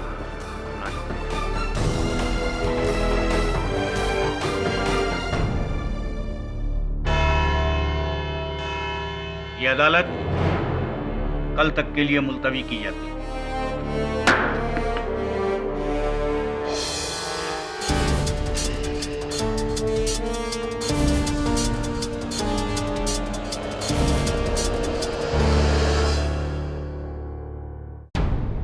ये क्या कर दिया आपने? केडी, मुझे अब और कुछ नहीं कहना है। Thank you for your effort.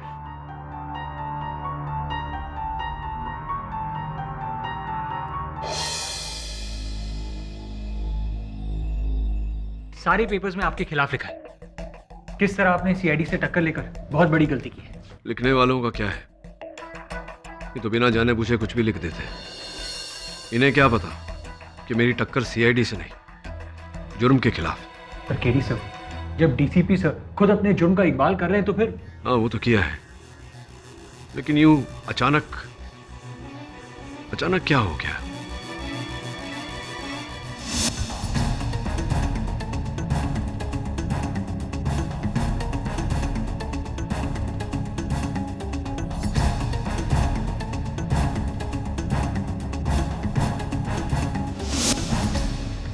Varun, court में जो सीसीटीवी कैमरा है जिससे प्रोसीडिंग्स रिकॉर्ड होते हैं, मुझे उसकी फुटेज देखनी है।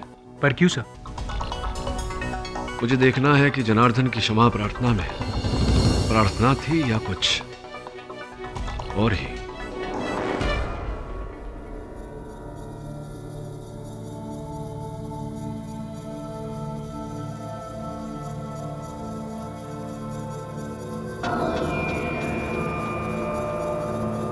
जी साहब। टाइम क्या हुआ है?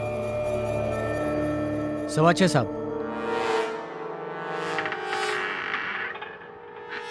ये सब ठीक है ना? किधर? बाहर। कुछ गड़बड़ तो नहीं ना? नहीं साहब, सब ठीक है। ठीक है।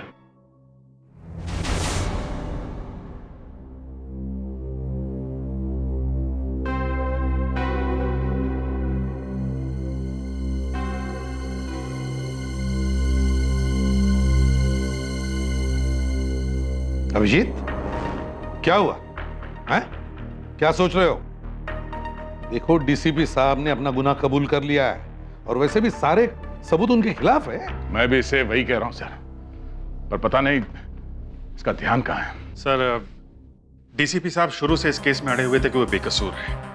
उन्होंने ये भी इशारा किया कि सीआईडी उनसे जाती दुश्मनी निकाल रही है। अपनी बात से जरा भी नहीं हिले। लेकिन फिर अचानक हमारे सामने इस तरीके से हथियार डाल देना, बात को समझ में नहीं आई। ना समझने वाली बात क्या है इसमें? उन्हें पता था आज नहीं तो कल वो हमारे गिरफ्त में होंगे, और उनका वो ड्राइवर जनार्दन, उसकी बातों ने उनके जमीर को झंझोड़ दिया था। नहीं दया, कुछ गड़बड़ है सर। केडी पाठक की कई बातें मुझे भी खटक रही हैं। मुझे भी लगने लगा है कि डीसीपी साहब बेगुनाह है। हाँ? डॉक्टर सालुंके के कातिल के साथ तुम्हें हमदर्दी कब से होने लगी? नादानी की बातें मत करो। नादानी तुम कर रहे हो अभिजीत। देखो दया, जज्बाती होने से कुछ। अभिजीत, दया, क्या कर रहे हो तुम लोग? आपस में बहस करने से कोई फायदा नहीं है, समझे? कानून वही मोड़ लेगी जो उसे लेना है। कानून ये नहीं देखने वाला कि डीसीपी साहब की मनस्थिति कैसी थी या कैसी है। और तो डीसीपी साहब ने अपना गुनाह कबूल कर लिया है, तो कानून अपना फैसला ले लेगा, समझे? डीसीपी साहब, गाड़ी की सुइयां इतनी तेजी से भागे जा रही है कि टाइम रुक ही नहीं रहा है। क्या टाइम हुआ है? अभी तो पूछा था आपने साहब। हाँ, पूछा था। क्या टाइम हुआ है? 7 बज गए साहब। 7 भी बज गए। कुछ हुआ तो नहीं ना? नहीं, सब ठीक है साहब। तो फिर डीसीपी साहब को फांसी के फंदे से कोई नहीं बचा सकता। हम बचा सकते हैं।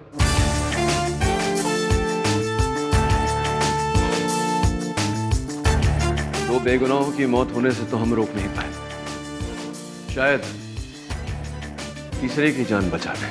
कीडी आ गया, डीसीपी साहब का रखवाला। दया, तुम्हारी तरह मैं भी सच का रखवाला हूं। एक ऐसा सच जो अदालत में कोई नहीं देख पाया। कैसा सच कीडी? डीसीपी साहब, ये सीडी देखेंगे तो सब समझ जाएंगे। नीचे ये देखिए डीसीपी साहब, डीसीपी चित्रोले के हाथों पर देखिए, नीला रंग, स्याही। तो फिर डीसीपी साहब, तो फिर ये स्याही आई कहां से? एग्जैक्टली दया, थोड़ा रिवाइंड करके दिखा।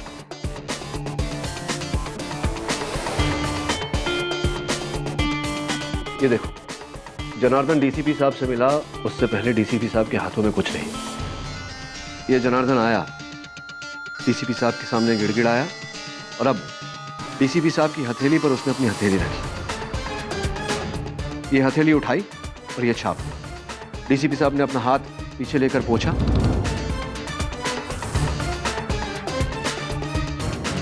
हाथ आगे आया और ये निशान। कुछ लिखा था क्या जनार्दन के हाथ पर? मुझे भी ऐसा ही लगता है सर। कैसे, मैं बताता हूं आपको। अपना हाथ रखिए।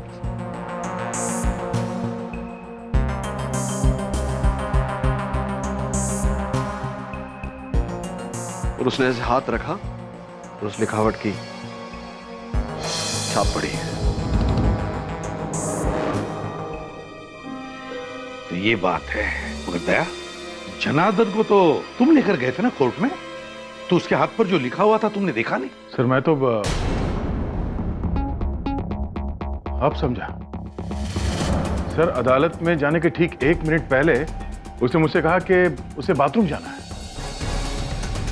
तभी उसने ये सब लिखा। सर जनार्दन ने ऐसा लिखा क्या था जिसे पढ़कर डीसीपी साहब ने यह जुर्म कबूल कर लिया? वही तो, क्या क्या लिखा होगा जनार्दन ने अपने हाथ पर? इस सवाल का जवाब तो सिर्फ 2 ही लोग दे सकते हैं, ये जनार्दन और डीसीपी चित्रोले। सर मैं डीसीपी साहब से बात करता हूं। हम जनार्दन को ढूंढते हैं। यमराज तो तुझे अब दिखेगा बेटा, साक्षात। डीसीपी साहब, आपकी जिंदगी का सवाल है, प्लीज सच बोलिए, क्या था उस संदेश में? कौन सा संदेश? किस संदेश की बात कर रहे हो? मैं किसी संदेश के बारे में नहीं जानता। देखिए सर, हम सब ने देखा कि जनार्दन आपके पास आया, उसने अपने हाथों से आपके हाथ पर एक छाप लगाया। उस छाप को पढ़कर आपने दोनों हत्याएं अपने सर ले ली। वो एक संदेश था। क्या था उस संदेश में? कैसी मनगढ़ंत बातें कर रहे हो? संदेश संदेश, मैं किसी संदेश के बारे में नहीं जानता।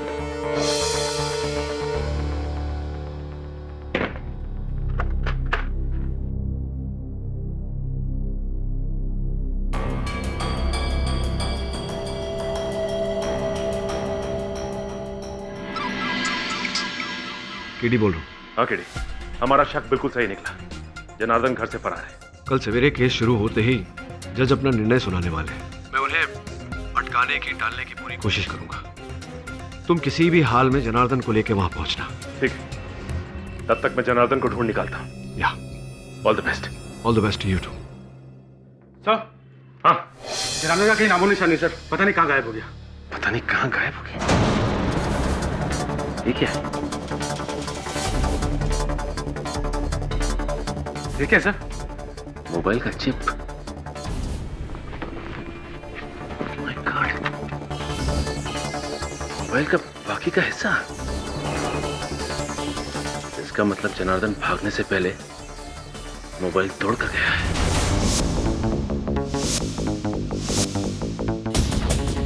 क्या हुआ, कुछ पता चला? सर बस 2 मिनट। सर ये फ़ोन तो बहुत बुरी तरह से डैमेज हुआ है, लेकिन फिर भी मैं लास्ट के 5 डायल नंबर दे सकता हूँ। 10 बजने वाले, वहाँ अदालत में केस शुरू होने वाला होगा। नहीं नहीं नहीं सूरी साहब, मीटिंग कैंसिल करने की कोई जरूरत नहीं है। कोई केस थोड़ी ना है आज, सिर्फ फैसला सुनना बाकी है। बस 10 मिनट में केस खलास। 10 मिनट पाठक साहब।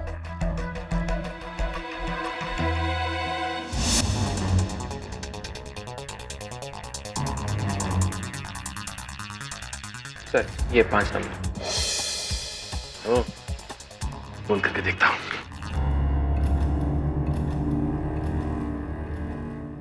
ये नंबर सेवा में नहीं है। This number is temporarily disconnected. My God, ये नंबर इस समय उपलब्ध नहीं है। ये कैसे हो सकता है?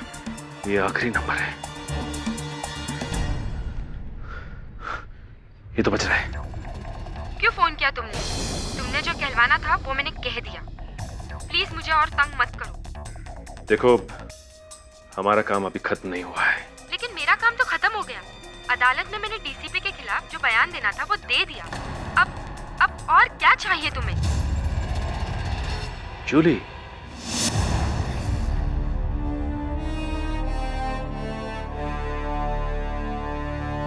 Your honour, officer Rohit Rajadhyaksha और डॉक्टर सलूंके। योर ऑनर, याद दिला दूं मैं डिफेंस को कि यहाँ पे हम कुछ कहने नहीं सिर्फ सुनने आए हैं। यस केटी, डीसीपी चित्रोले के इकबाले जुर्म के बाद मुझे नहीं लगता कि अब इस केस में किसी को कुछ कहना बाकी रह गया है, इसलिए जितनी जल्द फैसला सुनाया जाए उतना ही बेहतर। मैं आपकी बातों से पूरी तरह सहमत हूँ। मैं केवल इतना कहना चाह रहा था कि एक ऐसी बात है, एक ऐसी घटना घटी है, कुछ ऐसी खबर आई है जो आप एक बार सुन लेंगे तो संभवतः अपने इस निर्णय को टालने पर मजबूर हो जाएंगे। कैसी जानकारी?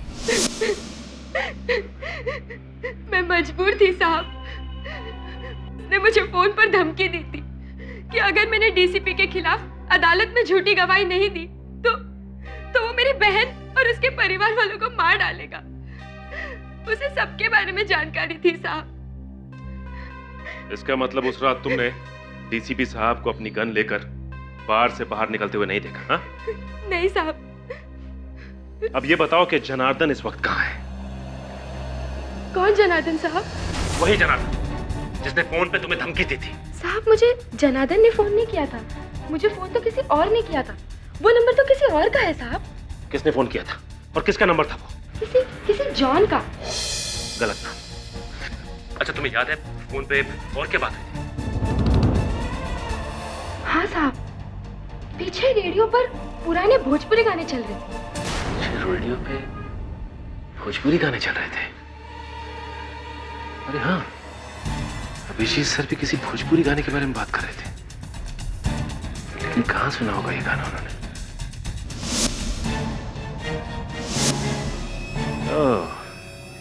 छोटू चाय वाला। योर ऑनर, मुझे संदेह है कि ऑफिसर रोहित राजाध्यक्ष और डॉक्टर सलूंके की हत्याएं किसी और के कहने पर, किसी और के इशारे पर हुई है। कोई व्यक्ति है योर ऑनर जिसे डीसीपी साहब शय दे रहे हैं। क्या बात कर रहे हो यार? What nonsense. मेरा कोई भागीदार नहीं है सर, इस सब मैंने अकेले किया है। झूठ बोल रहे हैं आप डीसीपी साहब। बताइए ये हत्याएं किसके कहने पर हुई है? केडी पाठक, तुम मेरे डिफेंस लॉयर हो और मेरे खिलाफ ही बोल रहे हो। अब कहेगा डिफेंस? आपने इसी अदालत में जुर्म कबूल किया है डीसीपी साहब, और दुनिया जानती है कि केडी पाठक कभी किसी अपराधी का साथ नहीं देता। एक मिनट है। ऑफिसर रोहित की हत्या होने के बाद आपने लंदन के इस नंबर पर फोन किया था? डॉक्टर सालुंके की हत्या होने के बाद आपने इसी नंबर पे फोन किया था। पिछले 10 दिनों में आप लंदन के इस नंबर पर 7 बार बात कर चुके हैं डीसीपी साहब।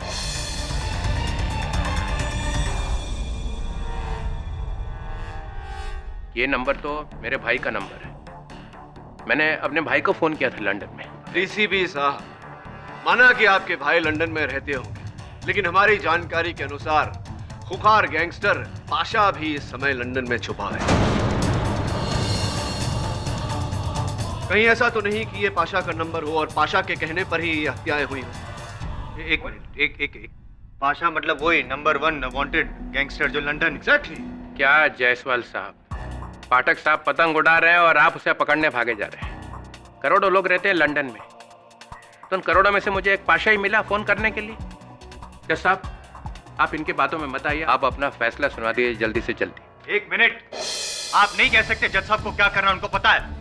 योर ऑनर, आई रिक्वेस्ट, आप फैसला मत सुनाइए। फैसला सुना देंगे तो केस खत्म हो जाएगा और शायद पाशा बच जाएगा। Exactly your honour, exactly, well said. मैंने पाशा नहीं, अपने भाई को फोन किया था। उसके बेटे की शादी है। हम कैसे ये मान ले डीसीपी साहब कि ये नंबर आपके भाई का है और आपने अपने भाई से बात की थी? इसका कोई सबूत है आपके पास? सबूत भी तो होना चाहिए। करेक्ट, कोई सबूत है आपके पास? मिस्टर पाठक, आप अचानक डीसीपी पर इतना बड़ा आरोप लगा रहे हैं बिना किसी सबूत के।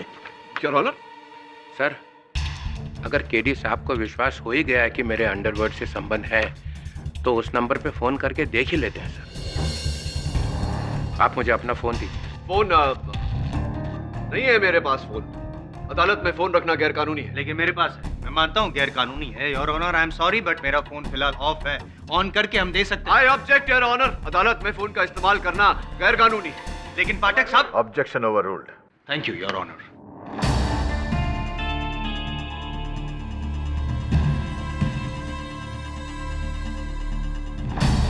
कौन जूली साहब? मैं किसी जूली को नहीं जानता हूँ, मैंने किसी को फोन नहीं किया। हाँ? लगता तू इतनी आसानी से मानने वाला नहीं है। हाँ?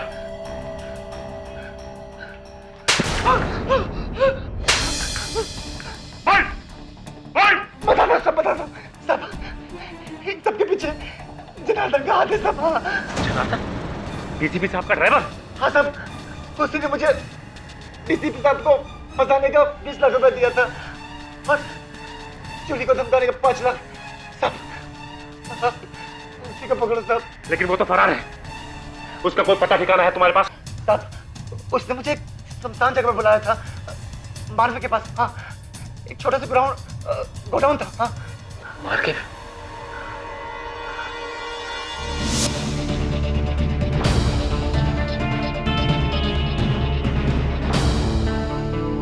फोन लग नहीं रहा सर, वहां पे रात है, शायद मेरे भाई सोए हुए। हाँ तो उनके उठने तक इंतजार करेंगे, सुबह होने तक इंतजार करेंगे। आई एग्री योर ऑनर, पता लगाना चाहिए कि नंबर किसका है। That's it. मतलब मैं 4-5 घंटे यहीं खड़ा रहूंगा? जी हाँ, और आपके साथ साथ मैं भी खड़ा रहूंगा और पाठक साहब भी। राइट? Absolutely your. सर आप इनकी बातों पे अब ध्यान मत दीजिए, आप अपना फैसला सुना दीजिए सर, बस। मिस्टर चित्रोले, आप मुझे मेरी ड्यूटी मत सिखाइए। मिस्टर पाठक की बातों से साफ जाहिर है कि इस केस में अब भी कुछ सवालों के जवाब बाकी हैं। इसलिए जब तक मुझे उस नंबर का पता नहीं चल जाता, मैं कोई फैसला नहीं सुनाने वाला। आप फौरन लंदन फोन लगाइए और वहां की डायरेक्टरी से पता कीजिए कि ये नंबर किसका है, फौरन। सीआईडी से कुछ पता चला? No sir.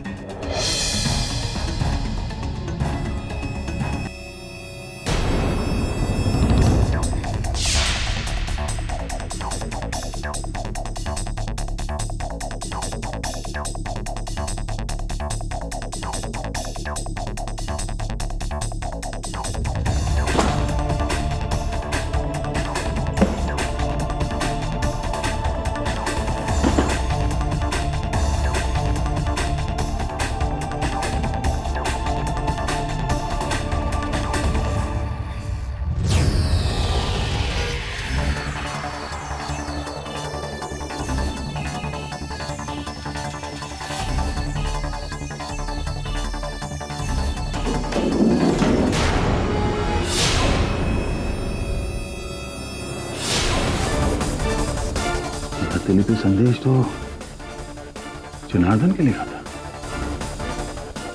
Oh no. Janardan is dead.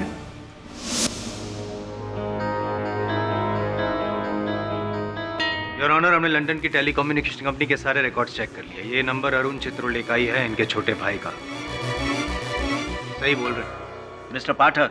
Ji sir. आपने एक बेबुनियाद बात को लेकर अदालत का इतना वक्त जाया किया। खैर, अब मैं अपने जजमेंट को और डिले नहीं कर सकता। एक्सक्यूज मी, केडी सा। क्षमा चाहता हूँ।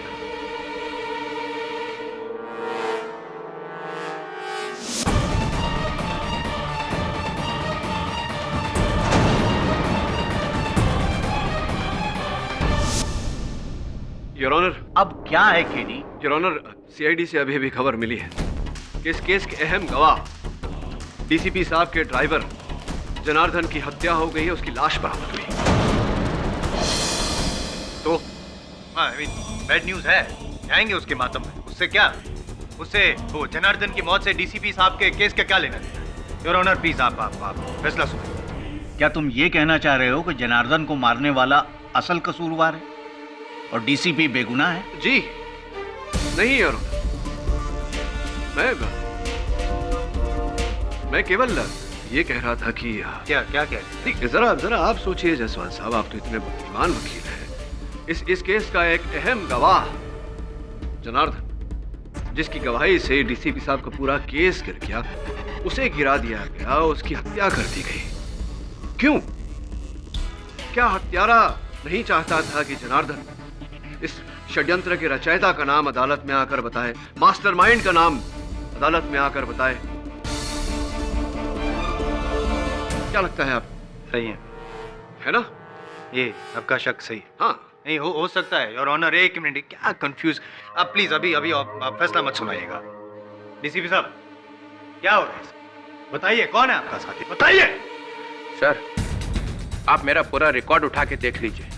मैंने आज तक जो कुछ भी किया है अपने दम पे किया है, डीसीपी चित्रोले के दम पे। इसका ये मतलब नहीं कि अकेले ही आप सब कुछ करते रहे। इतना बड़ा कांड करने के लिए आपको किसी ना किसी साथीदार की जरूरत पड़ेगी और वही एग्जैक्टली कह रहे हैं। कौन? बताओ साहब।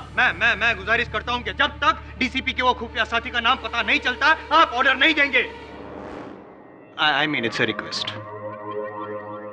मिस्टर पाठक, आप कहना क्या चाह रहे हैं? योर ऑनर, अब योग पक्ष बोल चुका, मैं क्या कह सकता हूँ? ठीक, मैं इस केस को 1 दिन के लिए मुलतवी कर सकता हूँ। उसके बाद डीसीपी पर अपना फैसला सुनाकर हम जनार्दन का केस जारी रखेंगे। Till then the court is adjourned.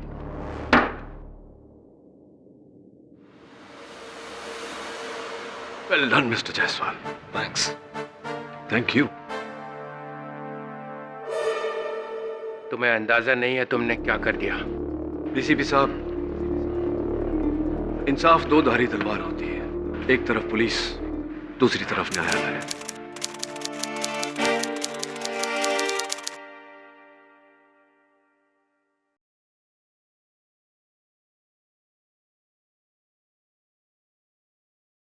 और भी दिलचस्प कहानी देखने के लिए हमारे चैनल को सब्सक्राइब करें और बेल आइकॉन दबाना न भूलें।